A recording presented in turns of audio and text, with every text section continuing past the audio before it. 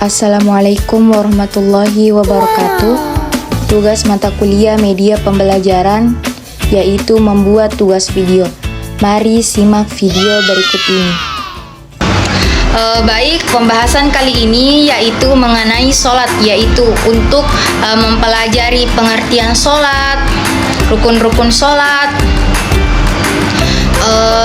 waktu-waktu sholat, syarat sah sholat, hal-hal yang membatalkan sholat, dan keutamaan sholat, jenis-jenis sholat, serta perang sholat dalam mendidik karakter.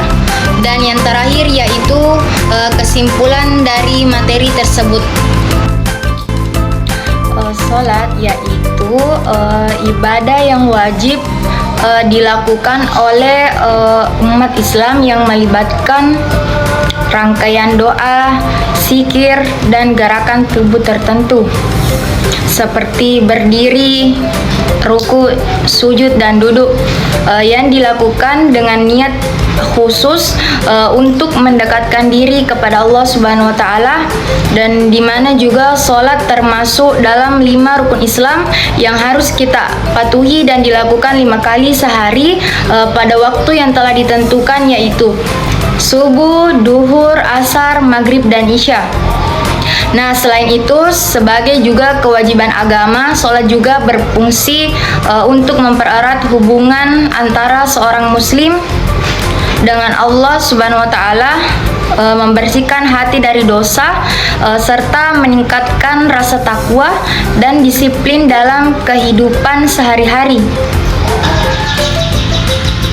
Nah, selanjutnya yaitu rukun sholat, di mana yang pertama yaitu niat, menentukan dalam hati untuk melaksanakan sholat. Yang kedua yaitu takbiratul ihram, mengucapkan Allahu Akbar untuk memulai sholat. Nah, yang ketiga yaitu berdiri bagi yang mampu, berdiri tegak jika fisik memungkinkan. Yang keempat yaitu membaca surah Al-Fatihah, membaca surah Al-Fatihah di setiap rakaat. Nah, yang kelima yaitu ruku, membungkukkan dengan tangan di lutut, punggung itu rata. Nah, yang keenam ada i'tidal, di mana bangkit dari ruku dan berdiri tegak.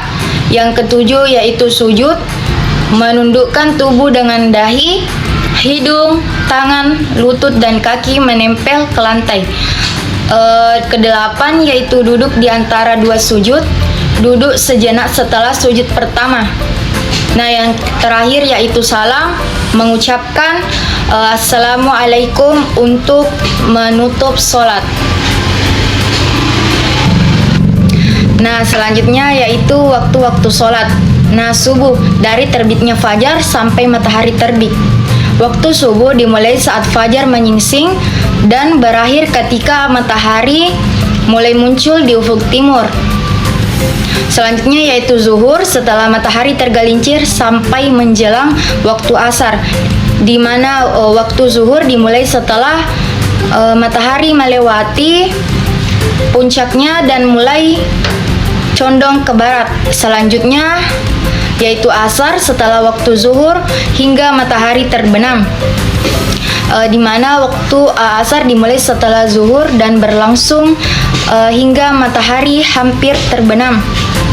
Selanjutnya yaitu maghrib, setelah matahari terbenam sampai hilangnya cahaya merah, di mana waktu maghrib dimulai saat matahari tenggelam di ufuk barat dan berakhir ketika cahaya merah di langit menghilang. Selanjutnya yaitu isya, setelah hilangnya cahaya merah hingga tengah malam, di mana waktu isya dimulai setelah cahaya merah hilang di langit barat dan berlangsung hingga tengah malam. Nah, selanjutnya yaitu syarat sah sholat. Yang pertama yaitu berwudu atau suci dari hadas. Harus dalam keadaan suci dari hadas kecil dan hadas besar. Yang kedua yaitu menutup aurat. Aurat harus tertutup dengan baik laki-laki yaitu antara pusar dan lutut. Sedangkan perempuan yaitu seluruh tubuh kecuali wajah dan telapak tangan. Nah, yang ketiga yaitu menghadap kiblat. Sholat harus dilakukan dengan menghadap arah Ka'bah di Mekah. Nah, yang keempat yaitu niat sholat. Niat harus ada dalam hati sebelum memulai sholat, menandakan kesungguhan untuk beribadah. Nah, yang terakhir yaitu waktu sholat yang sesuai, di mana sholat harus dilakukan dalam waktu yang telah ditentukan sesuai dengan jenis sholatnya. Nah, selanjutnya yaitu hal-hal yang membatalkan sholat. Yang pertama yaitu berbicara dengan sengaja. Sholat batal jika seseorang berbicara dengan sengaja, baik untuk keperluan duniawi atau percakapan yang tidak ada hubungannya dengan sholat. Yang kedua yaitu keluar sesuatu dari tubuh.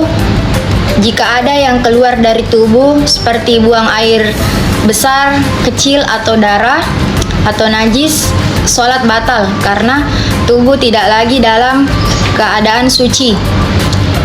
Nah, yang ketiga yaitu tertawa terbahak-bahak dengan suara keras yang mengganggu konsentrasi dan kekhusyuan dalam sholat, akan membatalkan sholat. Keempat yaitu beralih niat, mengubah niat sholat menjadi niat yang lain seperti niat untuk makan atau tidur, membatalkan sholat karena niat merupakan syarat sahnya ibadah. Yang kelima yaitu menyentuh pasangan dengan syahwat. Menyentuh pasangan dengan syahwat seperti berpegangan membatalkan sholat karena dapat menimbulkan najis atau gangguan niat.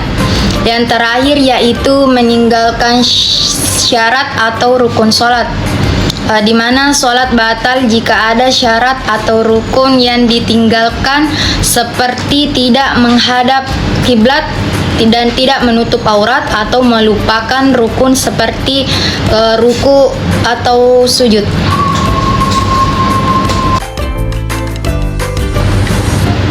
Selanjutnya yaitu keutamaan sholat. Yang pertama yaitu menjaga hubungan dengan Allah.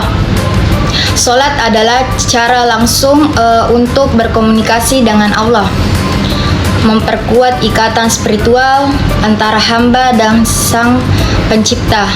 Yang kedua yaitu membersihkan jiwa dan mendekatkan diri kepada Allah Subhanahu wa taala, di mana sholat membantu membersihkan hati dari dosa dan meningkatkan kedekatan dengan Allah Subhanahu wa taala. Nah, yang ketiga yaitu mencegah perbuatan keji dan mungkar, di mana sholat mengingatkan seseorang untuk menjauhi perbuatan buruk dan menjaga moralitas. Yang keempat yaitu mendapatkan pahala yang besar. Sholat merupakan ibadah yang mendatangkan pahala besar, menghapus dosa dan membawa berkah dalam hidup.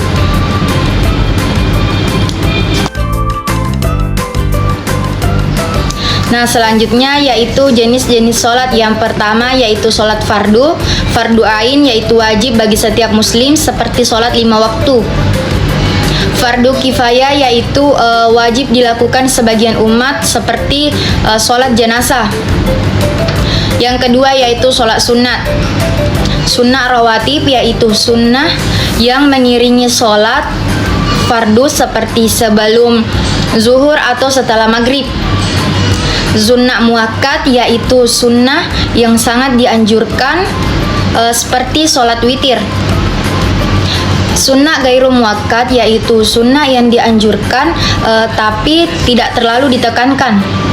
Yang ketiga yaitu ada sholat tahajud, di mana sholat malam yang dilakukan setelah tidur, biasanya di sepertiga malam terakhir. Yang keempat yaitu sholat duha, sholat pagi yang dilakukan setelah matahari terbit hingga menjelang zuhur.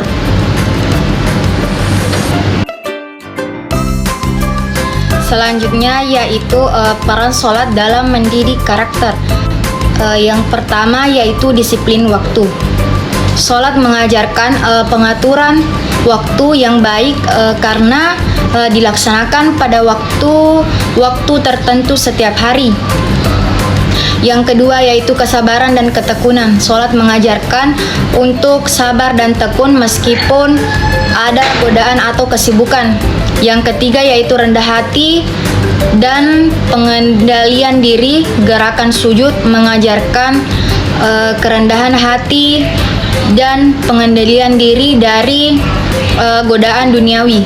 Yang keempat yaitu konsentrasi dan fokus, di mana sholat melatih fokus dan perhatian penuh kepada Allah, menghindari gangguan. Yang kelima yaitu kebersihan dan kerapian, di mana wudhu dan pakaian yang bersih mengajarkan pentingnya kebersihan fisik dan spiritual. Yang keenam yaitu kedamaian dan ketentraman hati.